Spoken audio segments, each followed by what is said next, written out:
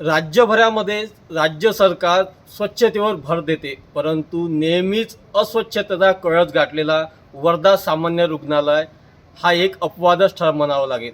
वर्ध्याच्या ज्येष्ठ नागरिक जे रुग्णालय आहे त्याच्या बाजूलाच, त्याच्या दरवाजाच्या बाजूलाच मोठ्या प्रमाणात कचऱ्याचा ढीग लागलेला आहे, ज्यामध्ये रुग्णालयाचं जे काही वेस्टेज मटेरियल राहते ते वेस्टेज मटेरियल या ठिकाणी आणून टाकल्या जाते. परंतु याच ठिकाणी ज्येष्ठ नागरिकांसाठी जे काही OPD आहे ती या ठिकाणी उघडण्यात आलेली आहेत आणि त्यांच्या बाजूलाच हा कचरा आहे.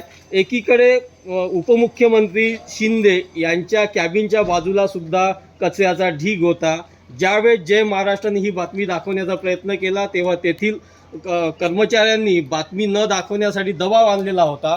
परंतु परत एकदा वर्धेच्या सामान्य रुग्णालयामध्ये कचऱ्याचा ढीग लागलेला आहे आणि आता जिल्हा प्रशासन जे आहेत, जे वैद्यकीय अधिकारी आहेत, त्यानंतर CS आहेत, हे या कचरा साफ करेल की फक्त बातमी प्रकाशित होण्याच्या नंतरच कचरा साफ होईल हे सुद्धा पाहणं तितकंच महत्त्वाचं ठरणार आहे.